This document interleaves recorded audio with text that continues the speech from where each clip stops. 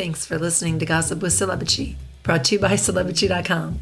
This week we talk about the royals. We end with our weekly feature, the comments of the week. The stories, photos, and tweets we talk about can be found at Celebrity.com/podcast under episode 142. Hi, I'm Katie, the founder and editor of Celebrity.com, and I write as Celebrity. And I'm Chandra, I'm the head writer for Celebrity, and I write as Kaiser. So we're going to have an episode out next week, and then we'll be off the 24th and the 31st for the holiday. You can hear it in my voice. I've been sick this week. I went to urgent care, and I was the only person in the whole place wearing a mask. Like, nobody was wearing a mask in there. And they're like leaning over me, testing my throat and nose, and just like breathing in my germs. And I'm like, fuck it, I'm the person they have to be worried about. I don't have COVID, I don't have flu, and I don't have strep. So I was talking to Hecate, and she was saying that I might have RSV because that's been going around, and you can't really test for that. Well, they did not give me antibiotics as they say it's a virus, so they gave me prednisone. So that really helped, and my voice is getting better. It's better than it was. I could barely squeak like earlier in the week. Are you taking anything over the counter or just the... I'm taking Dayquil, but I'm like rationing it out because it's hard to find. Like I got a Walmart order and they're totally out of the Walmart brand and the regular brand. So I've just been taking like Sudafed and Tylenol, and then sometimes I take Dayquil. And last night I couldn't sleep. I was probably too excited for this series. But I took NyQuil last night because I was coughing and I couldn't sleep. Well, you sound a lot better than you did yesterday. It's getting better. I wanted to talk to you, and I made you a little recording like Tuesday so you could hear how bad it was. And then I was like, no, I'll just call her Wednesday. It's not as bad now, and it doesn't hurt or anything. It just sounds bad. You sound like that actress who was on 30-something. She's got a real throaty, husky voice, dark curly hair. Okay. She had really nice legs. I forget her name, though. Dark curly hair. She did. She had really great legs. I'll splice it in later. I'm Polly Draper. All right. And my dog, Remy, he's at the doggy daycare today. He's doing all right over there. He does pretty well, so. That's good. Yeah. All right, let's talk about the royals. We're going to have a quicker episode because of my voice and everything. And plus, I didn't really write much down for us because I've been sick. It's fine. I mean, we just have to hit all the big stories.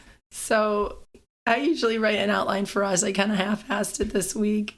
I really want to talk about Earthshot because we were talking on the phone when I called you about how it's like a parody what happened with Earthshot. Like nobody could write it as ridiculous as they pulled it off. Like they didn't invite the award nominees or winners. They just invited the celebrities. I know. It's like a Christopher Guest parody, really. Yeah, exactly. Or like Veep or Don't something. Look up. Yeah. It's just William wanting an excuse to hang out with celebrities, wanting to hang out with Rami Malek and David Beckham and Billie Eilish, even though she didn't show up. She appeared via satellite as well. Like, we didn't know that ahead of time. They did that last year for the first Earthshot. Yeah, we were talking about that a little They bit. said at the time that it was just because of COVID. It was because of the pandemic. And, you know, a lot of it was virtual last year. I just assumed that because they were doing it in Boston and because they were bringing in all of these celebrities, that they would actually invite the award winners and finalists to Boston. That's the point of it. Like, why would you have an award ceremony? And they really bungled it on their social media, too. Like, I was looking on the Earthshot Awards Instagram, and they had pictures of the people, but they didn't even at them. And, like, you have to dig to go, like, 7 link in bio down is, like, where you can link to the winners. And then you have to go a few down to see them. They really didn't raise awareness of the people's names, what they were doing, why they won. It was just very transparent. Like, you would think they would learn after last year to highlight people. They don't. It's always about them, not about the charities. Right. And it's particularly hypocritical and crazy because William had a temper tantrum, a huge temper tantrum mid-Boston trip because the Sussexes Netflix trailer came out on the Thursday before Earthshot. Earthshot was on a Friday. Yeah. William ran around telling all of the British media that the Sussexes are like the Kardashians, and like how this just emphasizes that there's a huge difference between what Harry and Meghan do and what William and Kate do. William and Kate give out awards and they highlight the work of other people, while the Sussexes are all about themselves. Meanwhile, you don't even invite your like big environmental people to the award show that you started. You would think they would put them in a nice hotel. Exactly. You know, they can do carbon offsets and stuff. It's supposed to be to celebrate them, not to celebrate Will and Kate. It's so bad. And beyond the optics badness of like not inviting the finalists and the winners, it's bad scientifically. Like the scientific community, the environmental community, they thrive on building a community, on meeting each other and working with each other. Oh yeah, you're robbing them a chance to make connections, collaborate. Yeah. And why would you do that? Why would you take that away from them? Those people probably want to meet each other. They are so bad at this. And it was a 3-day tour in Boston, deliberately timed, and it just made them look like worse tools than they already do. So a few like minor plot points for that is David Beckham was in Qatar for the World Cup, and he flew just for the day, just for Earthshot, and he flew in private jet, and then he flew out by private jet back to Doha. And I was looking on Beckham's Instagram where he posted Earthshot stuff, and everyone's like, you're sponsoring this terrible, there's all this controversy over the World Cup too, and it's like outdoor air conditioning. There's like all the reasons why that's a terrible environmental impact event, you know. Well, and beyond that, it like used slave labor, and like they killed a lot of immigrants, and like it's bad. So it really seems like a joke. Exactly. So we got to see Harry and Meghan at the Ripple of Hope Awards, where they were honored for their activism, and Meghan was wearing this off-the-shoulder Louis Vuitton like white gown, and she had sleek hair, and she looked gorgeous. She looked a little bit different than she normally does, but kind of similar with the fashion. Like her hair was different. She has that look that she had in March 2020. You know? Like, she does, right? Well, yeah, she looked beautiful. I thought that was probably her best look that we've seen in a while. Yeah. I haven't been a huge fan of some of her formal gowns since the exit. Like that John Christopher Rogers gown wasn't the best. The Salute to Freedom gown, Carolina Herrera with the boob darts. Yeah. Was a little weird. And I remember it because we saw it on the Harry and Meghan docuseries today. And she was trying to like talk about how great, I mean, and I'm sure she felt like a princess in that Carolina Herrera gown, but like the boob darts were just bad and it didn't fit her properly.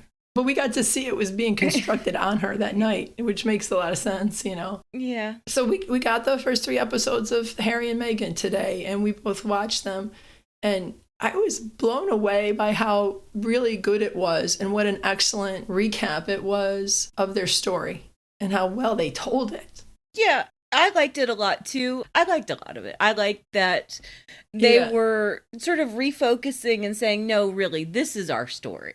I said in one of the posts, like, I felt like this probably should have come out in 2020 or 2021. It would have been more timely, I think, to say, this is our story, you know, and like, let's start from here. This is the end of the royal chapter, and this is our freedom chapter, you know. I understand why it took so long to put it together, though. We had the pandemic, but other than that, also, it probably took them a long time to find somebody they trusted with their story. And judging by how well it was told, they absolutely found the right partner in Liz Garbus, director and filmmaker. It was really well edited and had a good pace without being breakneck and without using too many clips. It had just the right amount of clips, just the right amount of music. I've been watching a lot of documentaries lately, and like I watched Pepsi, Where's My Jet? That is ridiculous with the amount of clips and music and reenactments they have. It's just stupid, but fun. It's fun. It's like a dumb, fun documentary. You can only take so much of it, docuseries. This was so well done. Yeah, I felt like they kind of bombarded us with images from their early courtship. Yeah, she used all the pictures and videos probably, it was cute. And that was cute. Like, it's fun to see all this stuff that we've never seen before. I get that. And, like, it feels special, but I'm also like, geez, guys, hold back something, Like, we don't need to see all of it. I thought it was cute. And I came away from it really liking them more than I already did. Like, I kind of felt like I knew them, and I'd heard this story through other sources, through reading Finding Freedom, through reading all your coverage of their stories, and through interpreting the British press, the interpretations that you've done. But hearing it from them was just a different level. And this is all information we kind of know already, condensed and presented in a very clear way. But we're not the audience. Like, people who don't really know them, who just have a passing interest, are the audience. And there's so many more of them than there are of us, if that makes sense. No, I understand. Yeah, because a lot of it did feel like old news to me, but that's because I've read Finding Freedom. It's your job. Yeah, I feel like they are covering a lot of ground that Finding Freedom covered. Yes. And it just shows that Omid Scobie got a lot of that right. He did, and it makes me wonder if they're going to give a hat tip to him. I hope that they talk about that book and the work that he did, because he put a lot of work into that. And I do think he talked to her friend. I kind of wonder if Scobie is even in it. I think he might be in it in the second half. That'd be good. Because Christopher Bowsey, is that how you say his name? He's in it. Oh, okay. Yeah, he's been talking on Twitter about how they interviewed him for it. He's so cool. I like following him on Twitter. And the way Scobie has been tweeting in recent weeks, it does feel like, he's got some tricks up his sleeve. I kind of wonder if he's going to be interviewed. Okay, yeah, hopefully he's in it. And I like when she went to her old school and they read the yearbook. Like, this woman has, like, when she was little, she's been like, Meghan has always been Meghan. And you can't fake her life. You can't fake her friends and who she is. I don't know how to explain it, the tapestry of her life, all her friends, all her pictures. It was nice seeing all that in this docuseries. What I liked most about the Meghan-centric parts of it were sort of refocusing her before Harry, like immediately before Harry.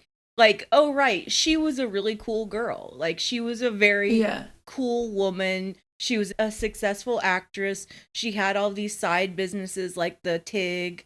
Yes. She was doing, like various sponsorships and brand ambassadorships. And charity work. Yeah, and charity work. She was successful. She had tons of friends. She was about to have a summer off from her show, and she was going to travel and she was going to have all this fun. And then she meets the guy that she's going to marry, and he turns her world upside down. I liked that refocus of it. Yeah, that was cool. Yeah, I felt like I got to know her on that level. And everything that they were using to smear her in the British press, and they touched on this in the series, like the fact that she's an actress, she's American, she could use against them because she has all this documentation of her entire life. Yeah. And just who she is. My favorite part so far, well, I didn't know anything about her niece. I don't even remember ever writing about her niece. In our group chat, we were writing about this, and Amira wrote that people keep saying there were no bombs dropped in this series so far, so I'm quoting Amira here, but there were. They were just about the Markles and not the royal family. That reveal of Samantha's daughter being close to Meghan was a bomb drop. So we didn't hear about that before, and we didn't know that she wasn't invited to the wedding. Like, the stupid royals told her not to invite her favorite niece. Yeah, and so that's something that they've always used to attack Meghan, is that she didn't have any family but Doria there. I think she did have family. They just weren't super publicized, and they didn't sit with Doria in the church. I think that's what happened. Okay. But yeah, I did not know that about her niece. And I like that Meghan pointed out that the British media was desperate for drama on Doria's side of the family, the black side. And it was the white Markles acting like fucking trash. It was. And Doria was amazing. You can see how Meghan turned out the way she is because of her mom. It was so cute. Her mom was like, yeah, she told me I'm like a meddling sister or something. Uh-huh. Was that I think Doria was pretty young when she had Meghan. I mean, not young, but... Yeah. Well, I think she also is a woman who looks so much younger than she is because she's so... Beautiful and in shape and everything. Like, she's a yoga teacher. Yeah, and Meghan's lucky she got her mom's legs. Why am I talking about women's legs so much right now? I was writing about somebody's legs in a post. They're like, "You're being sexy." I'm like, oh, "What the fuck? She has nice legs. I want those legs." You know. Well, I mean, Doria has like very slender, great legs. Meghan got her legs. Yeah, well, they do that yoga. They must do like yoga and Pilates and all that stuff too. I loved Doria talking shit about Tom. That was great. She's like, I can't believe he did this. And the way that they covered that without giving them that much weight, like they just kind of explained what they did. And they're like, yeah, this is what these people did. It was really well done. It was masterful. I liked that Meghan just sort of let it be known that like Samantha is fucking trash. And she is. She's fucking trash. Yeah. Her own daughter doesn't talk to her. Yeah. And she didn't raise her daughter. The grandparents raised her daughter. Yeah, I liked that Doria was just like, God, I can't believe Tom was like that. What a piece of shit. She didn't say he was a piece changed. of shit. He said something like he really changed or something. You could just tell that she was disgusted, though. She was. That was a pretty big reveal that Thomas Markle's whole story about Harry telling him off over the phone was a huge lie.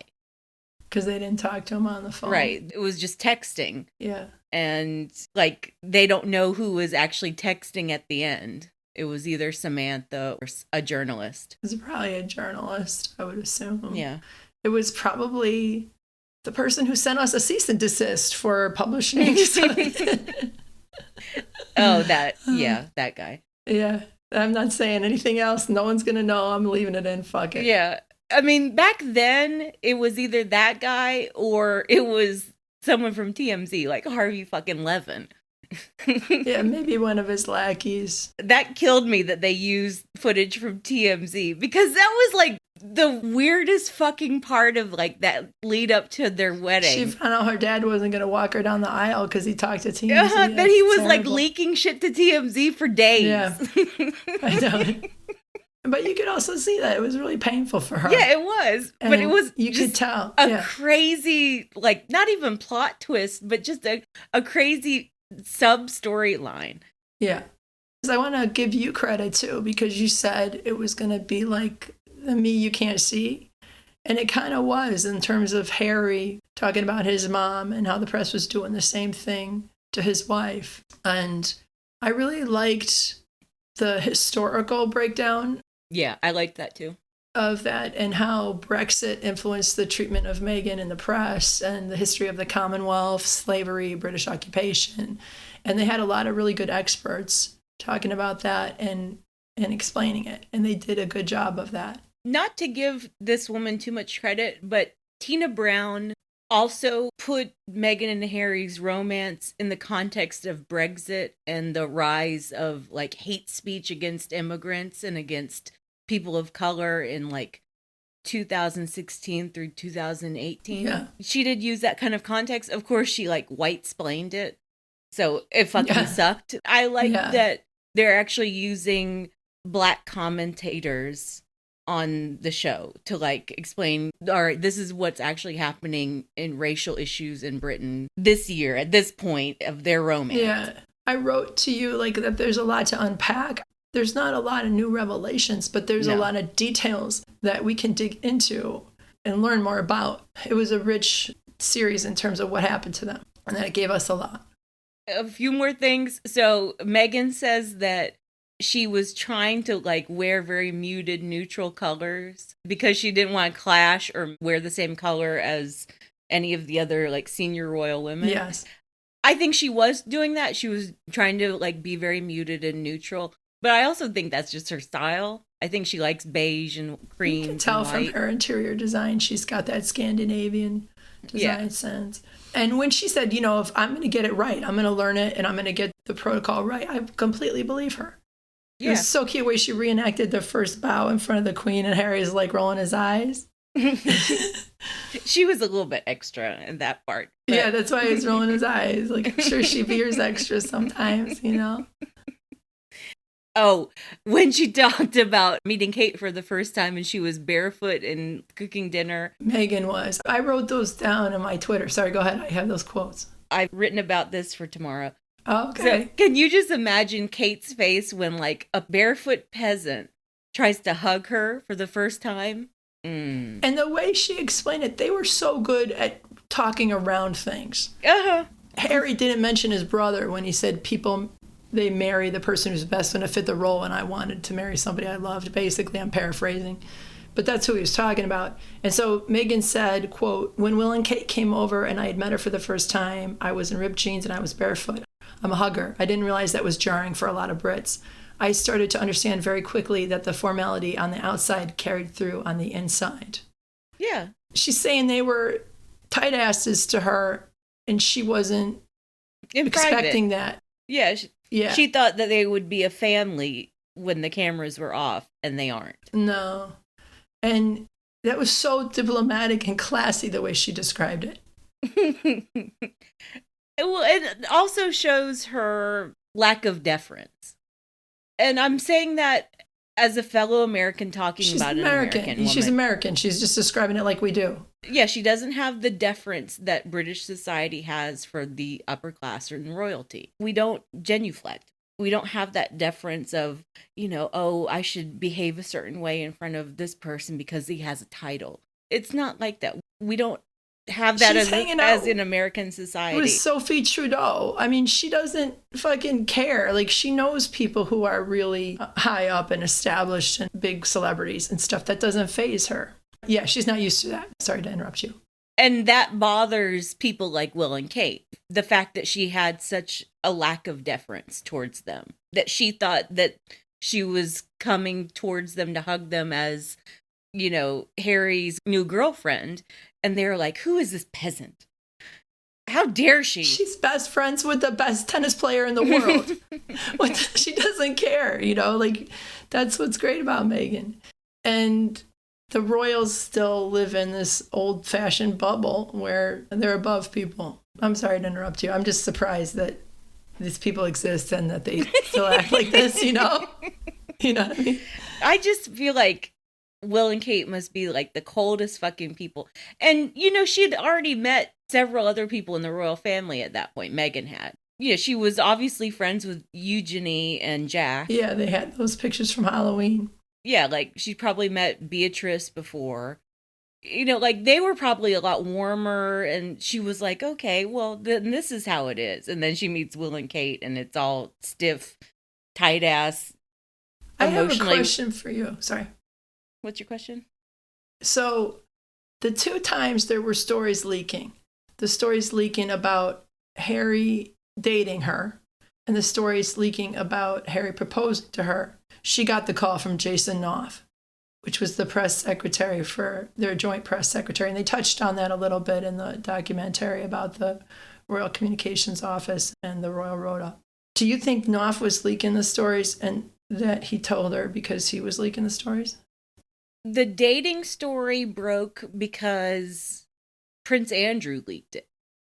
Ooh, That's what Scobie said. Oh, Scobie would know then. Yeah, and I think Camilla Tominey suggested that it came from the Yorks, and it was an accidental leak. I don't know. Oh, it's like Harry's saying, it's not who you trust, it's who they trust. Yeah, and so I think that the dating story, it kind of leaked outside of Kensington Palace. Kensington Palace wasn't looking to confirm that. Now, everything having to do with Thomas Markle and that kind of shit, I think Jason was involved. I do. Yeah. I think that there were a lot of wheels in motion, and I honestly believe that there were forces within the royal establishment that were trying to stop the wedding. Yeah. Maybe we'll learn about that. Maybe we won't. And one thing that I think I saw it on Scobie's Twitter was that there's more that they're holding back still. Oh, yeah. Yeah. I think the next 3 episodes are going to be bonkers, hopefully. Yeah. So I wanted to quote Robin on Twitter, and I'll link this tweet in the post for this episode. It's 142. And Robin wrote about the docuseries. They were not retaliatory, but were explanatory with the interviews and receipts, which I think really sums up these episodes very well. They weren't trying to get back at anybody. They're just trying to tell their story. Yeah. I think that's very specific to how they want to tell their love story. They want to just refocus, restructure it in the public's mind before they tell us all the dirt about how it all fell apart. Not their marriage. Yeah. How it all fell apart with the royal establishment. Oh, and talking about receipts. So early this morning, obviously the communications offices at all the palaces got their first look at the series, and there's a disclaimer that says, the series contacted the royal individuals and they declined to comment. And Kensington Palace and Buckingham Palace issued blanket denial saying that's not true. We were never contacted. And turns out they lied. Oh, man. Netflix has the receipts and they say, of course we contacted Buckingham Palace and Kensington Palace. And so Buckingham Palace and Kensington Palace had to eat shit and say, actually, yeah, we got an email, but we didn't, blah, blah, blah, blah, blah. Well, no, so you were contacted and you lied. Yeah. They always want to paint themselves as the victims. And they're the ones targeting Meghan and Harry. And it could have gone different. And not once did they issue a statement defending Meghan or telling the press to back off. Or calling it racist, saying that she was out of Compton and, saying you need to get away from stalking her mom. I felt bad for her mom, saying how she didn't feel safe. And that was something that I think Harry explained very well, which was that they felt like Meghan just had to go through that because everyone else did. Well, our wives did it, yeah. Yeah, that it was a hazing, that it wouldn't be fair if Meghan didn't go through that too. And Harry was like, no, but it's different this time because it's racist. It's racist, yeah. And she was getting death threats. Yeah. Showing pictures of Kate drunk is different than what happened to Meghan. And Kate played by a different set of rules in general. Yeah. And the press knew that too, because Carol was, and still is, keeping certain journalists and certain media outlets in her pocket. Or, she thinks she can keep them in her pocket and leak very specific stuff. Meghan's family isn't like that. No. Thomas Markle is trash, but Doria has never, briefed a journalist on anything. No. She's an incredible woman. She's amazing. Yeah. I wish there was an entire episode devoted to Doria. I would like a little day in her life, All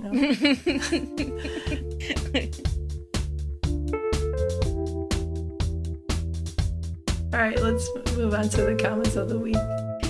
Come on, Harry and Meghan, give us a documentary about Doria. I want to know about her dog getting his legs broken because they made a reference to the dog being on stilts, is what Harry said. Mm-hmm. But they didn't talk about that. So my comment of the week is from SAS on the post where Hecate wrote about Hilary Duff's fitness journey and her body image. And she said that she had an eating disorder. And Kat was really open about her body image and what she's been through. And it was touching people, and there's a discussion about that. And SAS wrote, Hecate, you nearly made me cry. I'm sitting in a hotel room. I travel fortnightly for work and have struggled so hard to eat healthily and exercise this year. I'm stuck in this cycle of when I'm home, I'll start exercising, which then passes me by. So I spend the next week making myself feel bad about it. You guys have built a lovely community here, and I'm grateful for it. And I'm going to keep my eyes out for this. Love, Hilary Duff. So Kat ended that post by saying, let's all, we all look good. Let's enjoy Christmas and eat what we want, basically. And that was nice. That is nice. Yeah. Well, I have a mean comment of the week.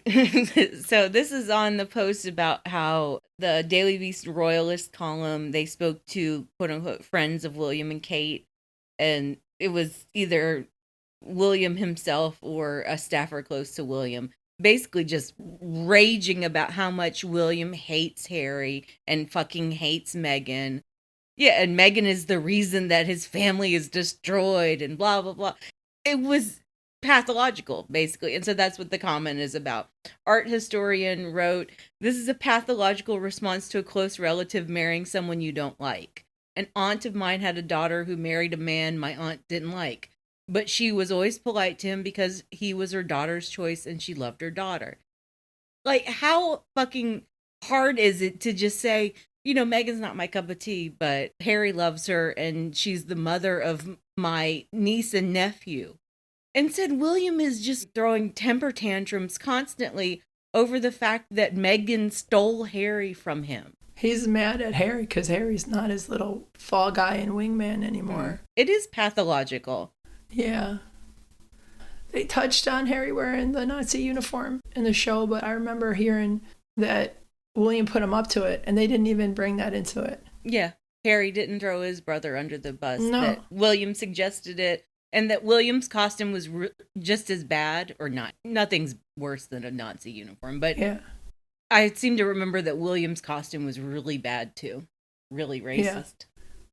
Big I remember surprise. you covering that. So we'll have more coverage of Harry and Meghan next week. And yeah, thanks for listening, bitches. This was a great series, and I'm glad we got to watch it. All right. Thanks, bitches.